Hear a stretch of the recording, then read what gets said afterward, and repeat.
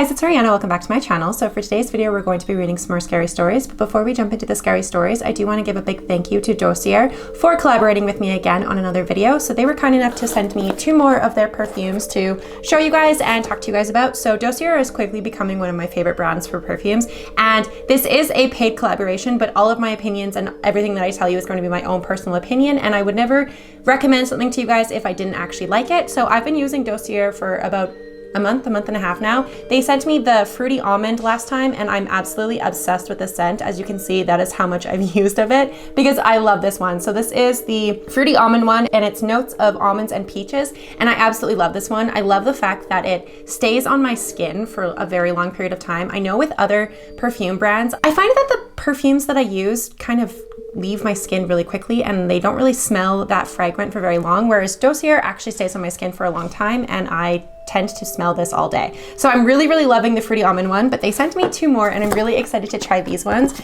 So when you open up a DoctaToxic box, it looks like this. So it sends you the little card that tells you all of the information about the fragrance, and then this one is fruity brown sugar and this one floral berries. So I told them when I was picking my scents that I really like floral scents, I really like fruity scents. I kind of go for those. I don't really go for the musky scents like colognes and stuff, isn't really my cup of tea. So I usually go for fruity. So they sent me floral berries and this is what the packaging looks like. It looks adorable and it smells really good. It's very floral. So if you don't like floral, obviously you won't like floral berries, but this one is very floral and I love that.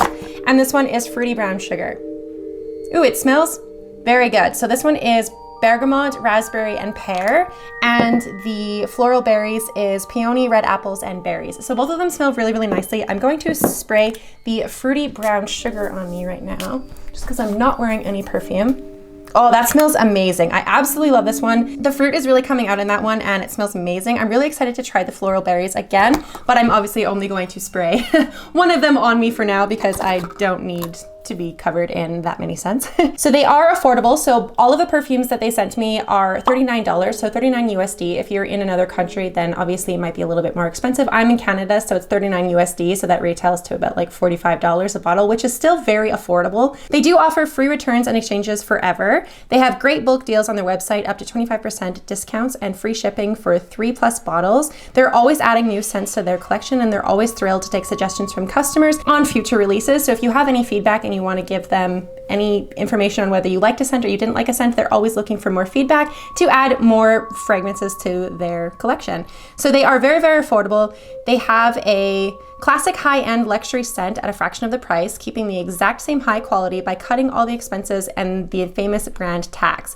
They have a risk-free system allowing customers to try the perfumes before committing to them. If they decide to return a scent, they offer a standard 30-day return period in which customers can return any unsealed 50 milliliter DoctaToxic bottle of perfume and get a full refund, no questions asked. So it's very easy to order from their website and it is completely risk-free. So if you don't end up liking the scent, you can always just send it back. So thank you so much to DoctaToxic for collaborating with me again on this video. This is so kind of you and I'm very excited to add more perfumes to my collection because I definitely was running low on my absolute favorite one and now I have 2 more to add to it because I'm gonna go through this one so fast. I'm almost halfway through it and it's only been like a month and a half and I just love this scent so much. So again, it was the fruity brown sugar and the floral berries, and the last one that they sent me in my last video was fruity almond. So as you guys can tell, I really go for fruity kind of berry scents and these ones all smell so amazing. So thank you so much to DoctaToxic and let's jump on into the video. Okay guys, so we're gonna be reading some more scary stories today, and as per usual, I have my wicked candle in here making the whole room smell like caramel apples, even though I kind of only smell my perfume at the moment. And then I have my chocolate scented candle here. Both of these smell amazing and my room is always smelling like those 2 candles, and I always just like to add them into my videos because they're a little good luck charm. So I have a bunch of DMs from Instagram that I want to get through, so I'm gonna be starting with those. I don't know how many I'm going to get through today because I have so many of them, and the one that I'm going to read right now is very long. It is super long. So I'm really excited. So I'm not going to say names or anything. So again, I keep all of my DMs on Instagram completely private. So if you guys want to send me any of your stories and you don't want me to say your usernames or anything, don't worry, I don't anyway from Instagram. So let's just jump on into my DMs. Hi A, I watch your YouTube videos, and though you probably won't even see this, I thought I'd tell you about something that happened to a friend of mine. You've read one of my stories before from Reddit, and I think it was about my sister, but I thought I'd share one you haven't read about, and if you'd want to hear it, let me know if you want more. When I was younger, I had a friend named Megan. She was a bit older than me. I was 17 and she was 21. I worked at a Greek restaurant in town, and the first day there, I ran into Megan. She was really nice to me, and from that on, we ended up being good friends. Megan and I would usually just talk at work, but sometimes we would go out for coffee together or to the library. We had a lot in common. I actually started to trust her, which doesn't happen often for me. One time, when we were carousing the local bookstore, she and I came across a Ouija board on the bottom shelf. I told her jokingly that we should play with one at her house that night. The color sank away from her cheeks, and a sort of panic glossed over her eyes. "I don't want to," she said. When I questioned her why, she just looked me in the eyes and told me that the other side wasn't a game and that people shouldn't treat it as such. Although I felt bad for making her uncomfortable, I couldn't help but feel such glaring wonder. People don't have that kind of reaction for no reason. Something must have happened, and I desperately wanted to know what it was. I let the topic drop for a few minutes until the color returned to her cheeks. We sat down in the corner of the bookstore cafe, continued to talk about it after ordering our coffees. After sitting in silence for a moment, I decided to ask her about her apartment. I'd never been to her apartment before, so I was having a hard time picturing it. But after her story, it really wasn't anywhere I ever wanted to picture. She told me she moved there when she was 20. She said she was eagerly waiting for the lease to be over in a few months because she desperately wanted to move out and she didn't want to break her lease early. I asked her why she was so eager to leave, and she told me that she believed her apartment was haunted by what she called a poltergeist. I was blown away. Of course, I believed in the paranormal because I've had my own experiences, but I haven't confessed about my experiences yet. I was too intrigued by the fear in her eyes. I felt a fear reading from across the table. I knew what it was like to feel such intense fear, and though I knew I probably shouldn't be asking questions, I couldn't help myself.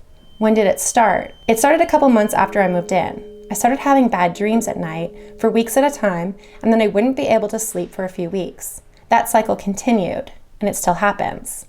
Then it was little things, like my closet door being slightly more open than what I remember, and my keys going missing from the bowl I keep them in.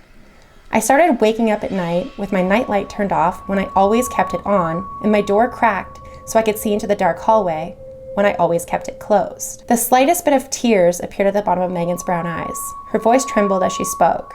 Her fear was unlike anything I had ever felt in my life, and the sheer feeling coming off of her pain-stricken voice made my stomach ache. She continued on speaking after pausing for a minute. I started coming home late from work to seeing the cabinet doors open and all of the drawers pulled out, not only in the kitchen, but in every room in the house. It wasn't my first time dealing with something paranormal, so I didn't assume that there was an intruder in my house. I knew what I was dealing with was a guest in my home that planned on staying. I searched up ways to get rid of it since burning sage in my house didn't work. But everything I tried only increased the activity, like I was making it angry. Last Tuesday, when Corey, our boss, asked me to stay late, I was so relieved because I wouldn't have to be home until later. Then I realized that walking into my apartment later that night was way scarier than if I had just gone home at my normal time. I tried to turn on the television to get it to be not so quiet because that usually helped. But tonight, it didn't help. I started hearing knocking on the wall behind the couch. It was coming from my bedroom. I frantically texted my boyfriend asking if I could stay the night at his place, and he agreed to letting me stay there. But I still had to grab clothes for the next day from my room before I left. I was terrified as I stood at the end of the dark hallway, but I knew I needed to just get in and out. I slowly crept down the hall like I was trying to make sure whatever was making the knocking noise didn't know I was there, which, now that I think about it, was kind of stupid, because of course it knew I was there. As I pushed open the door to my room, I quickly slid my hand inside to turn on the light, but because I was scared, I had a hard time finding the switch. Once I finally found it, the dim yellow light illuminated my room. Nothing was there. I ran to my dresser and started pulling out whatever clothing I could and throw into an old Victoria's Secret bag I got during one of their holiday sales. Then I stopped. I heard a creak come from my closet. I turned my head to see it slightly cracked open. That was enough for me to grab my bag and run. I left the television on and all of the lights. I haven't been back to my house since Tuesday.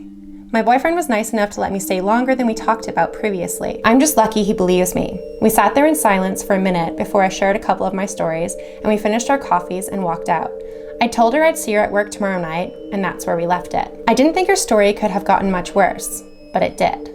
The next night, we both worked our shift and had a great time.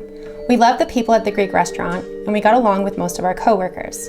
I saw her get into her car and leave, and I did the same. It was around 10 p.m. at night, so I was eager to get home. It wasn't the best part of town to be out alone at night, so I hated driving home at night. When I arrived home, I assumed I'd just turn on some YouTube and eat some banana cinnamon oatmeal for dinner before chilling in my bed and eventually going to sleep. I was sitting in my bed eating my dinner when I got a call on my phone. It was Megan. I wasn't super alarmed because she called me after work sometimes to talk about something her boyfriend did or someone at work that was annoying her. I picked up the phone to hear her crying on the other line. She asked me if she could spend the night at my house because her boyfriend was out of town. My parents loved Megan, and so they were fine with her coming over. When she showed up, her makeup was smeared across her face and she was still wearing her pajamas. I invited her in and I offered her something to eat. She declined and we went back to my room to talk. I asked her what had happened and this is what she said. After I left work, I called my boyfriend on my way home like I usually do. When I reached my driveway, all the lights in my apartment were off. I found this odd because I usually leave the living room light on. She explained that she can see into her living room from the parking lot below unless her blinds are drawn, but she kept them open during the day. However, tonight, they hadn't been opened. I figured I forgot to open them from the night before since last night was the first night I had actually spent at home in a few days. So I went up to my door anyway. When I opened the door, I set my purse on the kitchen floor and I stood there in shock. All of the screws from seemingly everything I've ever owned were in a straight line next to each other in the middle of the living room floor. I grabbed my purse and I went to go sit in my car and I called you. I sat there in shock at what she told me. It sounded too crazy to be true, but I had known Megan for a while and she's never been one to lie, especially about something like this. So I chose to believe her. I couldn't wrap my head around the idea of something doing this, but I knew she was clearly upset, and all I could feel around her was exhausted, pain, and fear. I made her a bowl of Lucky Charms and we watched Hocus Pocus on the television before passing out for the night. I'm still friends with Megan today, but we don't see each other as much since we no longer work together. She finally moved out of her apartment from hell, and she's never had anything happen at her and her boyfriend, now fiance's, new place. They are planning to get married next fall. They approved me sharing this story with you, and I hope you like it. If you want more stories, I have way too many. So I messaged her back and I was like, I would love to hear more. She said, I thought I'd share a couple of my experiences as well, since I have so many. Despite me having so many experiences, I'm still kind of a skeptic, as dumb as that sounds. I try to convince myself this stuff never happens, but then something else happens and it brings back the fear of everything that happened before. It reminds me it's real, still blows my mind. Anyways, I've lived in several haunted houses over the years, which seems unlikely, but yet, here we are. My sister jokes about it just being me and that I attract entities to our house, and that's why they are all haunted. And sometimes, I wonder if that could actually be the case. The current house I live in, we moved 5 minutes away from the apartments into an old 1880s farmhouse with a few acres of property with a huge broken down dairy barn. We moved here when I was 11 years old. I liked it until I realized it was haunted. The first experience I ever had while I was in the house was when I was home alone. My father always worked late and came home around 10 p.m., and my mother went to go pick up my sister from basketball practice. Because it was winter, it got dark early, but it was around 8:30 p.m. that this happened. I was eating yogurt at the counter in the kitchen when I started to feel this horrible feeling wash over me. Usually if something was ever around, I know because it was the exact feeling that I would get. I was less than thrilled and decided to throw my yogurt container away since I had finished it and go and stay in a different room until the feeling subsided. As I walked over to the trash and threw my yogurt away, right as I did this, behind the corner that I was right next to, about 4 feet away from, I heard a woman start to scream. She sounded to be in her 30s, definitely not a young girl. I couldn't move for a minute because I was terrified. She only screamed once and then it was silent. But the feeling of dread intensified, pooling the blood from my cheeks and forming knots in my stomach. I slowly backed away in an attempt to not make any noise, hoping she wouldn't know where I was, and then I grabbed my dog and I sat in the stairwell to the upstairs. In my kitchen, there's a door that when you open it, there's a carpeted stairs. 2 steps that lead to a landing, then 12 or so steps to the right, leading to another landing, and then 2 more steps up to the 2nd floor. I sat on the first landing with my dog and I closed the door. I was terrified because I couldn't go upstairs either because the feeling of something being up there was there as well. So I sat in the corner and I called everyone I've ever known just so they could talk to me while I waited for my mom to come home. A few weeks later, my sister was home alone when I was at basketball. She called my mom and I when we were on our way home and asked us when we would be home. I thought I'd joke with her and said, "What, did you see a ghost?" The other line made no noise. She was completely silent. She then whispered into the phone, "Please, just come home faster." And we told her we would be there in 10 minutes and we hung up the phone. When we got there, she was huddled in a corner in the living room, terrified. I asked her what had happened and she told me that when she was watching TV, that she heard a girl scream from the library in our house. She said she thought it was from their TV show, so she paused it so she could listen, and then she heard it again, a girl screaming. She said she stayed in the corner waiting for us to come home ever since. I got creeped out because it reminded me of my experience a few weeks ago, and we all prayed together and then went to bed. For months after that, my mother was never able to sleep well at night. She would wake up to hearing someone screaming. She always thought it was us, so she would go check on us, but when she did, we were always asleep. This used to happen to her almost nightly. Eventually, it stopped and she was relieved. After this, other stuff would continue. Hearing doors slam from the other side of the house when I was home alone, hearing my sister and mother talking when they weren't home, hearing footsteps and seeing things out of the corner of my eye. It didn't bother me that much, but I made sure to be careful of where in the house I was at what time. I had never played piano before, but when I moved into this house, I started playing music that would come to my brain and it seemed natural. I moved the keyboard from downstairs up to my bedroom so I could play more privately because I only really liked to play when I was alone. Sometimes, while I was playing, I would start to smell this nice floral scent and I would feel this hand on my shoulder. I never was afraid because it seemed calming, and I would continue to play the music for whoever was behind me. The last time this ever happened, I smelled the floral scent and then it went away sooner than usual and was replaced by the smell of rot. It smelled like something died. It was horrible. But I knew at this point the rancid smell could mean it was a spirit or demonic spirit, so I was terrified. I decided to keep playing because I didn't want it to know I was afraid, which is stupid now because it could probably feel the fear radiating off of me. I started to hear and feel the tapping on the back of the chair, like something was tapping the back of the seat with their fingernail. The tears welled up in my eyes as I stopped playing. When I stopped playing, the tapping stopped. Then I felt something drop to the floor and began to crawl underneath the chair I was sitting on. I jumped up and I ran out of the room. I looked back and I didn't see anything, but I decided to stay downstairs for the rest of the day. I never smelled that floral scent again after that. Things only escalated. Everyone in my house was fighting and the experiences would become more frequent. I would go up to my room at night and feel the unease of something being there. Then I would leave and come back 30 minutes to an hour later, hoping the feeling dissipated. Sometimes it did, sometimes it didn't. My sister has been having bad dreams and spending too much time in her room. It would start to make her be very depressed. It was weird, like something in there was dragging her down. She moved out to the bedroom off to the garage, but I stayed in my room until this happened. One night, as I went into my room, I felt something was off, so I decided to pray. It wasn't unusual for me to pray on my knees, but tonight I decided to. I knelt down in front of my bedroom window and I started to pray. A few seconds later, I felt the room shift. It wasn't something I wanted to acknowledge, so I just continued. I then felt whatever it was behind me. I decided to tell myself inside my head that I was only being dramatic and that there was nothing there. But as I continued, I started to feel something breathing on the back of my neck. I stopped and I opened my eyes. When I opened them, I saw my cat with her hair standing up in the hallway. Her eyes were wide and glued to something behind me.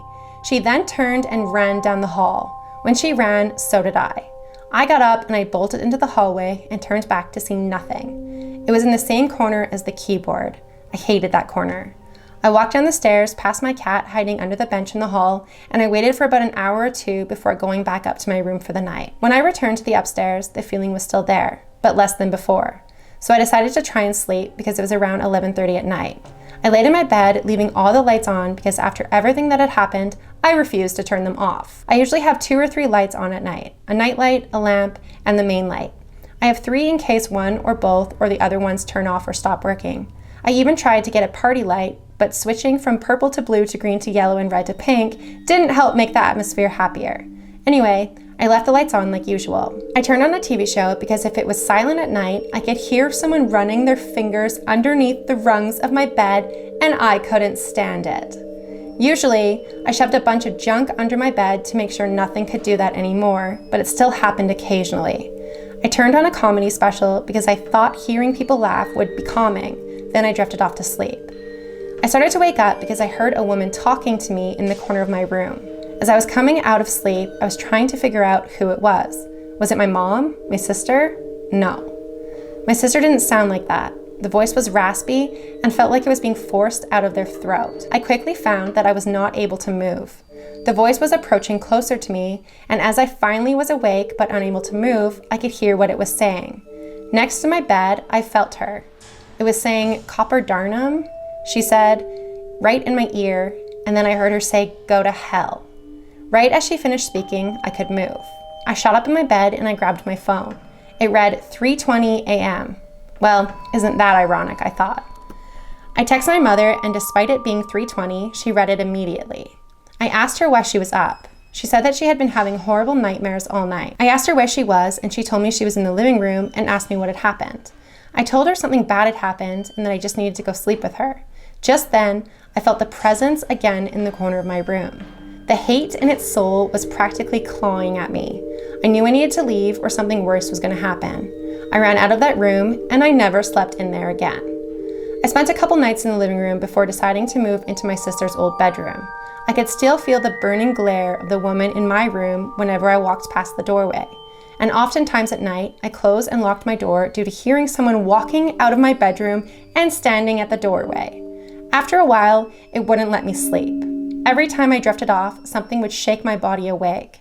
So I left her room too. The upstairs of our house was officially abandoned. 2 bedrooms, a bathroom, and a linen closet, completely unused. Nobody will sleep up there, and we only use it for storage. And even now, nobody goes up there unless they have to remove something from storage. I moved into the room below my old room, hoping it would be better, but that place has its own obstacles. I thought if I moved rooms, it would be better. I quickly found out nowhere in this house is safe. I have tons more stories from this house, but I've sent a lot, so let me know if you want more. P.S. I don't know what Coperdornum means. In fact, I haven't been able to find anything for it on the internet. I thought it sounded like Latin, but I don't know what it is. If you or anyone knows what it means, please let me know. Drives me nuts thinking about it.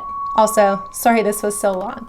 Oh my God, okay, that a lot happened in those stories. So I feel so bad that your friend was stuck in a lease in a haunted place and she was so uncomfortable being there that she was literally not sleeping at her house. She was sleeping at her boyfriend's house or your house. Like, that's terrifying. And I'm with your friend. The other side is not something to mess with. Never use a Ouija board. I know you guys were just kidding, but like, don't use those things. Those things are fucking terrifying. And the fact that they're like rated for like 8 and up, so like you have to be 21 in America to drink and vote and 18 in Canada to drink and vote, but you can be H to summon a ghost? What the fuck? That's terrifying. No thank you.